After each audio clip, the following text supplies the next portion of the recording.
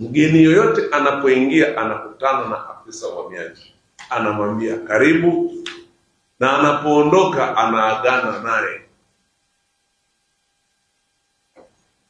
Nyinyi ni receptionist, nyinyi ndiyo sura ya Tanzania, nyinyi ndiyo mmebeba ukarimu wetu, nyinyi ndiyo mmebeba utamaduni wetu.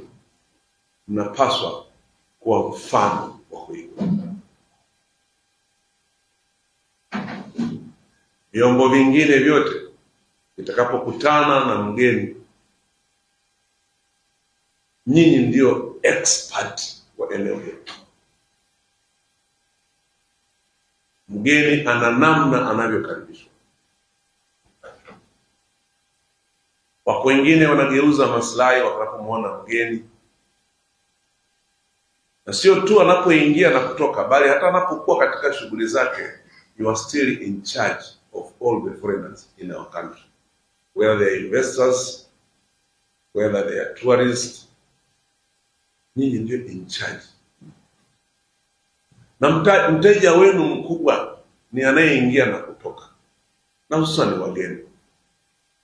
Unapomkuta mgeni anababaishwa hata huko mtaani, please draw interest ya kujua huyu mgeni niliyemkaribisha mimi afisa uhamiaji, huku mbona namuona anababaishwa. Take interest hata kama huko hauko kazi, ili usort out, kwa sababu nyie ni wanadiplomasia namba moja.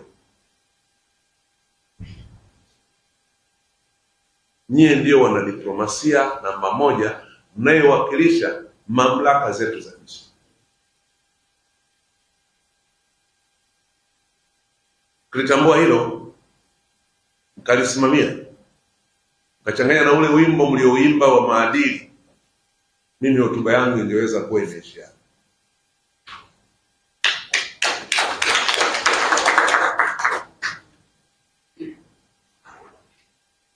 So the minimum elimu ya afisa wa uhamiaji, hata askari wa kawaida, lazima iwe labda diploma and above. Kwa nini? Kwa sababu huyu ni diplomat.